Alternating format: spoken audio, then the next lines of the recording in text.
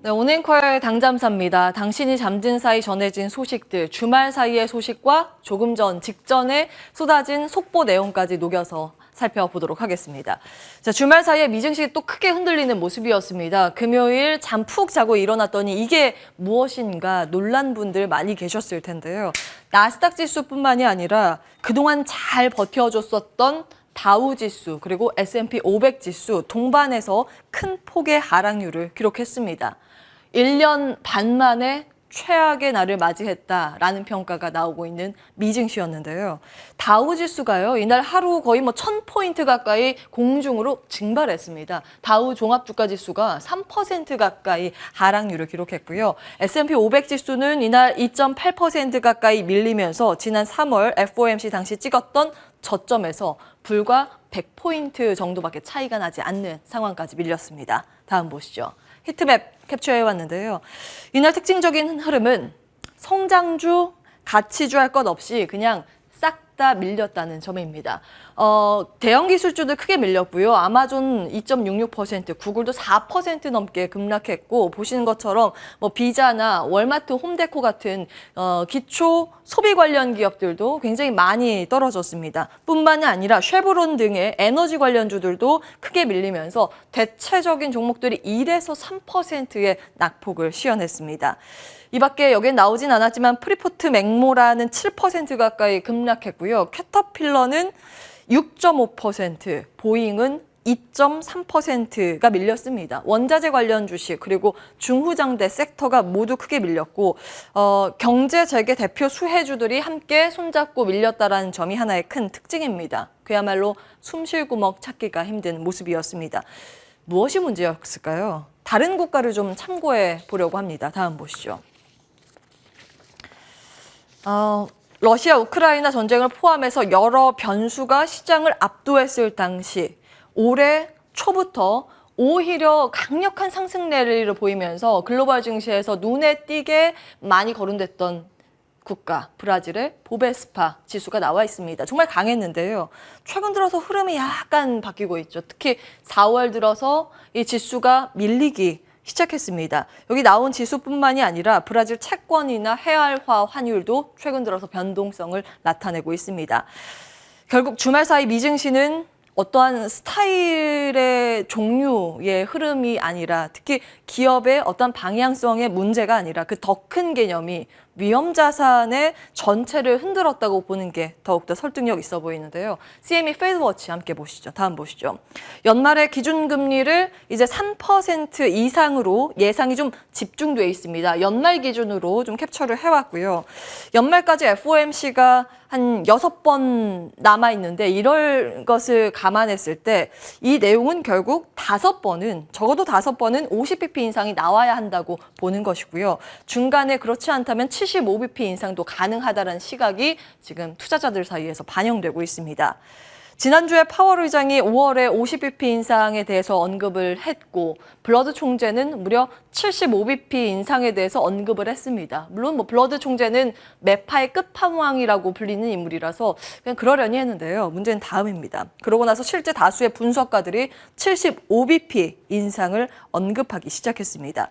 중도 혹은 비둘기파로 분류되는 메리 데일리 샌프란시스코 연은 총재조차 75bp, 지금 당장은 아니더라도 이 카드를 고려해 볼 것이라는 언급도 해놨습니다. 노무라 증권, 뱅크 오브 아메리카 언급 내용 기입을 해봤습니다. 다음 보시죠. 자, 미국의 주택담보대출 금리죠. 모기지 금리의 상승세도 최근 심상치가 않습니다. 가장 위에 있는 이 파란 선이 30년 만기 금리인데요. 들어오기 직전에 캡처를 해왔습니다. 1월 초에는 이게 한 3% 초반대였는데 쭉쭉쭉쭉 무섭게 오르고 그 직전 주에 5% 돌파했을 때도 심상치가 않다. 이거 괜찮은 걸까 했는데 바로 직전에 고시한 수치 5.25%, 이제는 5.2%도 넘겼습니다. 주말 사이에 고시된 금리고요. 2010년 이후 최고치, 그러니까 12년 내에 최고치를 달리고 있습니다. 고시된 금리가 이 정도라 그러면 실제 대출이자 부담은 아마 경악한 수준일 겁니다. 조지 라티오 리얼터닷컴에서는 미국 주택가격 중간값을 기준으로 볼 때 집을 구매할 경우 월 부담액이 1년 사이에 38%나 증가했다는 분석을 내놓기도 했습니다.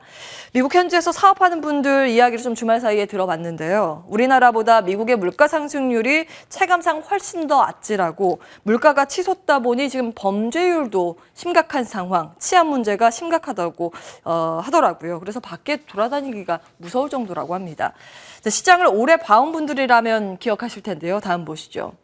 1994년 초에 당시 연준 의장이었던 그린스펀이 갑작스럽게 2월부터 금리를 기존의 한 3%에서 1년 사이에 6%까지 끌어올린 경우가 있습니다. 지금 이 초록색 선이 S&P 500 지수인데요. 그 당시에 1차 충격이 컸죠. 수직 낙하하는 지수의 흐름 확인을 하실 수가 있습니다.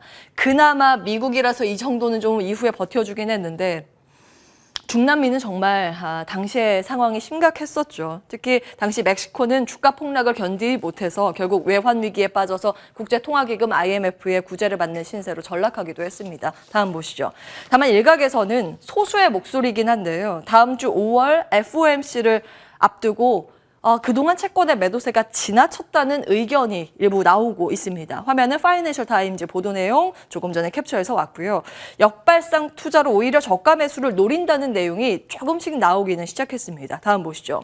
그 전주에 나온 인플레이션에 대한 부담도 이제 정점을 찍었다는 의견이 조금씩 제기되고 있습니다.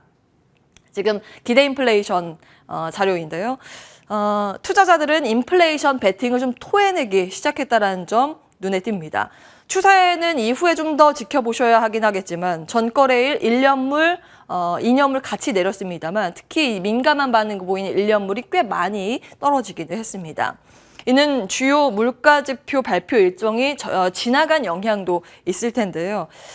그리고 절대치는 아직도 높은 수준이긴 합니다만 국제유가도 지금 최근 2 이상 $100, $120 이렇게 아주 급격한 상승세를 보이지 않고 주춤하는 모습도 눈에 띄는 상황입니다.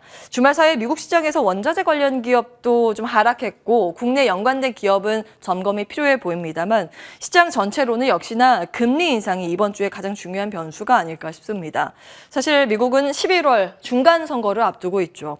실물 경기와 체감 경기 악화를 두고 과연 연준이 물가를 강하게 잡았다고 금리 인상을 강하게 걸면 박수를 받을 수 있는가 일각에서는 의문이 제기되고 있습니다. 그에 따라서 연준의 스텝에 대한 고민이 보인다면 시장이 좀 숨통이 트일 텐데요. 그렇지 않다면 이번 주도 고난의 행군이 이어질 가능성이 있겠습니다. 다음 주에 현지 시간 5월 3일, 4일 이틀간 예정된 FOMC 그를 앞두고 과연 시장의 평가가 어떻게 나오게 될지 그리고 연준의 스탠스 변화가 조금씩 감지될지 여부 오늘의 그리고 이번 주에 하나의 중요한 관전 포인트가 되겠습니다. 다음 보시죠. 주말 사이에 눈에 띄는 이슈 조금 더 보겠습니다. 우리 시간으로 오늘 새벽에 프랑스 대선 결과가 공개됐습니다. 불과 이제 몇 시간 전에 전해진 소식인데요. 프랑스 대선의 44살 에마뉘엘 마크롱 대통령이 연임에 성공했다는 소식입니다.